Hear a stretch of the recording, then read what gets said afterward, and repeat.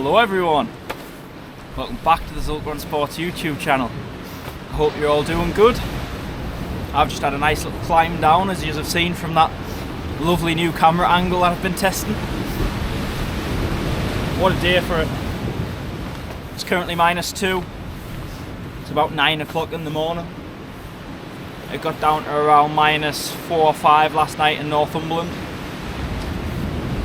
I've taken a trip down back to my old grounds where I lived for 25 years of my life. Put a lot of effort into these grounds over the years. And today, I must say, it looks rather ideal. We're here, we're down, we're going to give it a go. Hopefully I can winkle out a fish or two. So, I am fishing the full of the ebb. I like this area over the ebb. It just fishes a lot better on the ebb than it does the flood. I'm going to be making my way around onto a low water mark once this tide ebbs off a bit more. So I'm going to get set up here, have a cast into this hole, or I might even have two depending on how slow it ebbs off or how fast it ebbs off. We've got a 1.7 metre low water, which in my opinion, it is a small tide, but it's not the worst thing ever for this area. On the big tides over low water, it just bottoms out too much. By that I mean it just goes empty. Let's spin you this way a bit.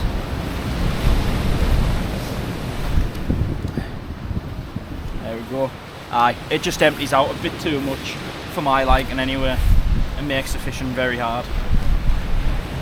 It is very rough ground, probably about 400 or 500 yards out. It goes more onto the mixed stuff onto the sand, and I believe that's where the fish are predominantly, well, regularly for the most amount of time. Just sat between the kelp and the sand, picking up any scraps. But then when the sea comes away, or if it's dying, I think they come in quite a little bit closer into these rock-filled gullies and feed. But it is January, fishing tends to be slower now. This is usually when I start hitting the sandy beaches and stuff, but today it looks absolutely ideal for one of these marks that I've got in mind. This time last year as well, I got a 6.5 just from down the way there over high water. So if you put the time and effort in, the big ones are definitely still about. The numbers just start to thin and the fishing becomes very patchy in my opinion. I'm not a professional, this is all just stuff that I've collected over the years. But yeah, what a fantastic morning to try and get some fish out. Fish will just be a bonus today, I really don't care what happens. It's nice to be back out on my old grounds. I do like my new grounds in Northumberland, but it is just a massive learning curve for us. Finding out what state of tide fishes best, what size tides fish best, all that sort of stuff. So there has been a lot of legwork off camera as well this year, trying to find out all that stuff. I've had a few sessions up into Craster, Howick area, trying to figure out them marks. But aye, let's get set up and give it a go.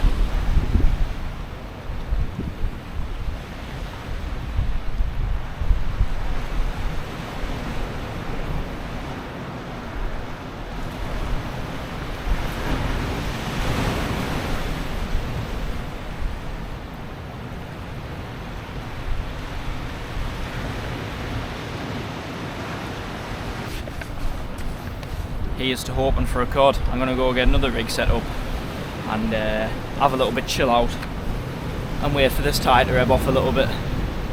But aye, here we are, we're giving it a go. Come on.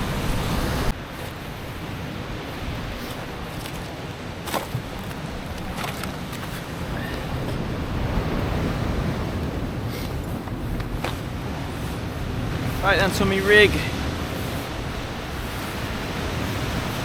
7-ounce grip lead, though I don't really think I need a grip lead today just because of the sea state. There's a lovely swell running though, but I always use grip leads anyway, so we'll continue using them. Anyway, rotten bottom clip, don't know whether you can see that with the sun. 100-pound rig body, bead, power swivel bead, onto another power swivel, onto a 70-pound hook length.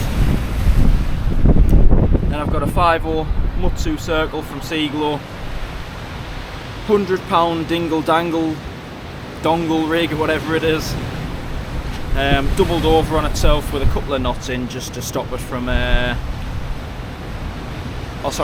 just for the bait to bite into it a bit more. But yeah, so it is just a pulley panel with the dongle or the dingle dangle set up on the bottom. If you can see that. Nothing special, keep it nice and simple in the rough stuff.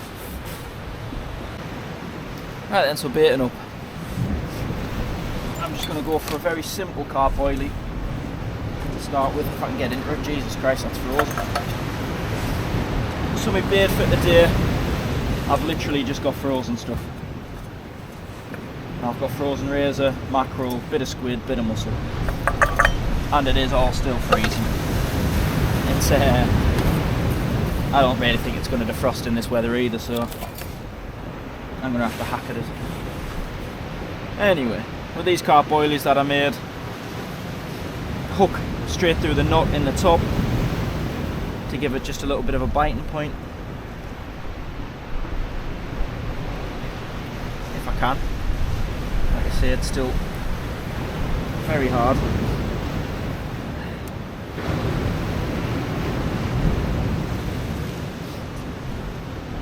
And now just pull that braid down and through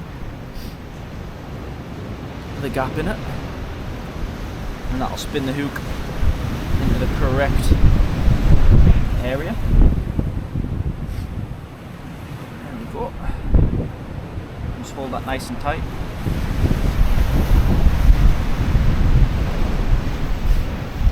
Get the elastic.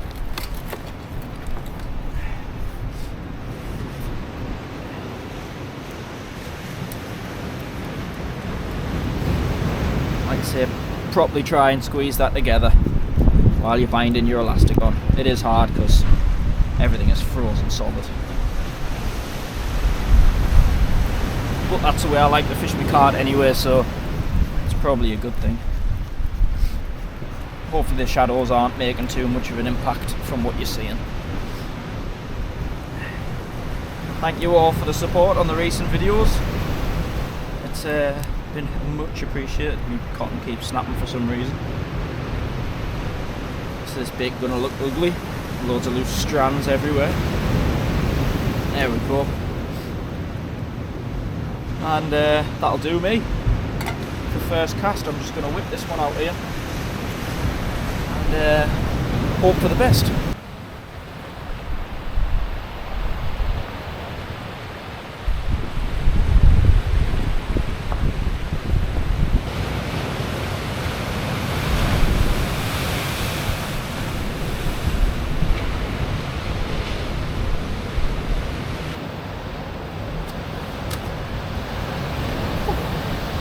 Well, second cast there. Just getting a lovely fish of probably about £3, 3.5. Lovely conditioned.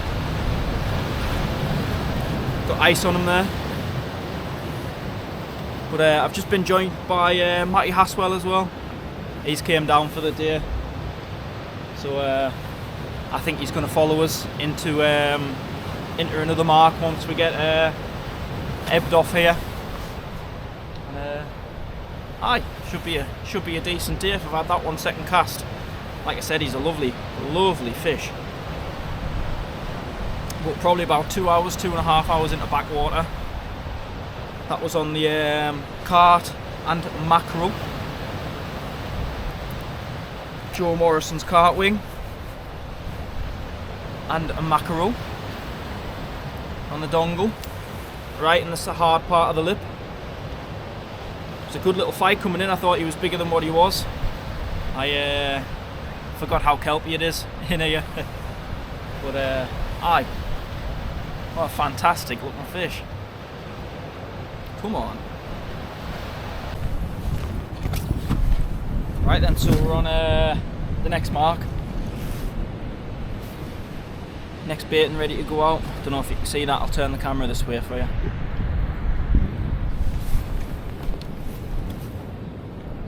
There we go.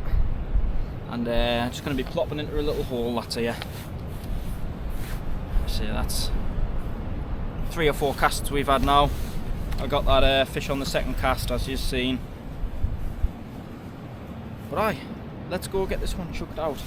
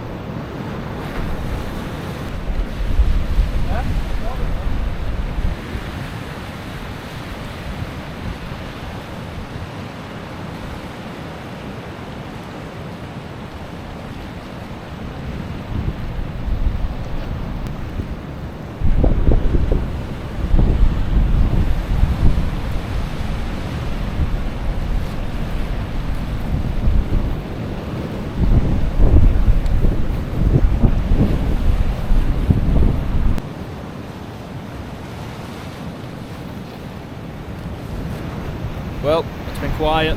The sun's gone down behind the cliff. My hands are cold. Now it's actually the sun's dropped a little bit. But, I had, when was it, second chuck, Matty, when I lost that one. Second cast on this mark. My rod went over in my hand. Felt like an alright mop. Lost it in a snag. It's the price you pay for fishing these rough ground marks. But anyway, I'm going to get this one sent off the front and hope for the best.